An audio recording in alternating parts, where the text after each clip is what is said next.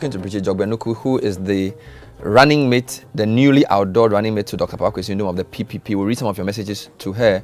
But so what are you, what is he asking you to do? What are you bringing to the table? And what do you understand as your role in this whole thing? Well, Bernard, you see, I have also brought along my constituents to understand that there is a party here that can give you the change you want.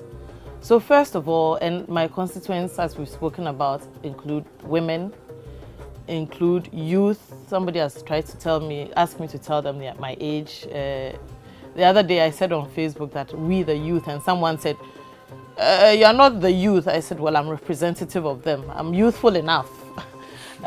So the youth, people who will understand where they are coming from, who has worked with them and knows what they want. So particularly the women and the youth. We women form 51% of this, of the population of this country. And I don't believe that our resources are being explored, and for those that are being explored, it's not even appreciated enough.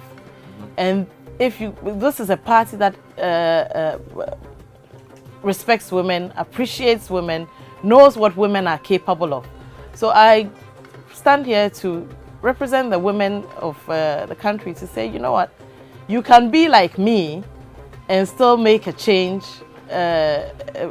by doing what you do and doing it best and reaching out to people and making a difference.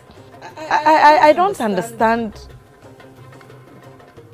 I don't understand how the fact that I don't hold a card will make you decide that you don't want a change in the way things are being done. It's your life. It's a difference you want. I am talking about it. I believe in it. So the symbol of a card would make a big difference. Well, that's a question. And I think that if we keep telling people how to go about their politics, or we streamline, we box people in, and we will continue to get the results that we are getting. If you let people be free to express the way they want to play their politics, you will see the diverse talents and the diverse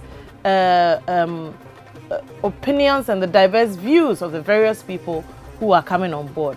Let's not box people in and say this is the way it was done, so everybody must do it that way. Felix Bedu says, what does she bring to the ticket? How different will she be from Mrs. Ivaloko, who was a former running mate? Charles Reku says, Bernard, Dr. Indom is delivering a great message, but not reaching most voters because of too much brofusem. Speak on vernacular stations, #Citi CBS. Oh, so are you saying you shouldn't speak on my station? I was on Adum this morning. I've spoken tree on various stations. I spoke tree on various stations yesterday. Okay, Albert Marte says, hi, Bridget. But I'm also, I'll be speaking on, I speak a little Ga. I speak some Ewe, I speak Fanti. Really? Yes. You speak Ewe, Tree, Fanti, Ga. The Ga is, yeah. A best street. You're Ga, few. Hi, Bridget. Corruption and unemployment, which matters to you more, and how will you deal with it? This is Albert Marte. They are both important. One is not more. The addressing of one does not exclude the other. They are not mutually exclusive. I said on other stations that when the discipline of rule of law become more important and are addressed, we won't have to choose one over another. They are both important. And when we get the fundamentals right, you'll realize that everything else is being addressed appropriately. What's your expectation? You clearly see your life is going to change. What are you expecting to happen in the next few days? Well, I'm going on the campaign trail. Immediately? Yes. Oh, wow. We don't have much time, do we? I see. Yes, I'm going on the campaign trail. So I'm going to be very, very busy. But I am expecting people, like the comments that are coming in, people wanting to be part of this movement to make a change in our politics and in our country. Are you afraid? If I wasn't, I would be taking this lightly. Yes, it's scary. It's a scary thing to do. Why is it scary? Because of the climate in which we are. We are in a country where there's a lot of viciousness and there's a lot of yes, a lot of You're looking people for are not very a V word, but I know the word. I won't give it to you. Okay.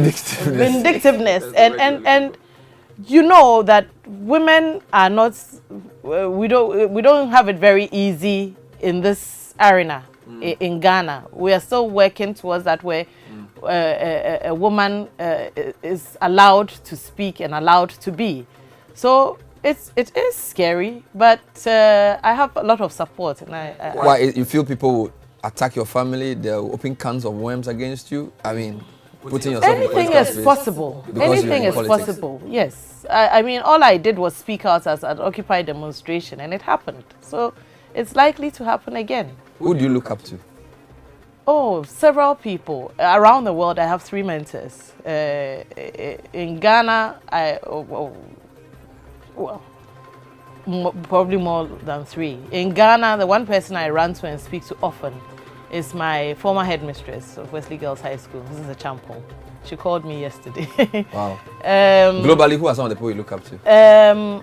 Several women. I was in the Fortune program, so I've had to meet several women. There's a woman in South Africa called Wendy Luhabe. Wendy is, when you mention her in South Africa, a lot of people know her. She gives a lot of advice. She sent me messages. She's my mentor through my Vital Voices program. So she sent me several messages of encouragement. She is the kind of person who said to me that if you want to change something, you don't sit there and expect it to change. You move, you know. Wow. So she's one person. There are people, also women in the US, that I also look up to, strong women. I'm a sportswoman, so one person who inspires me very much, or 2 people, are Serena Williams and Billie Jean King. Wow. Serena Williams, for example, because her self-will is beyond, if I have half of her self-will, I would probably be more than I want to be.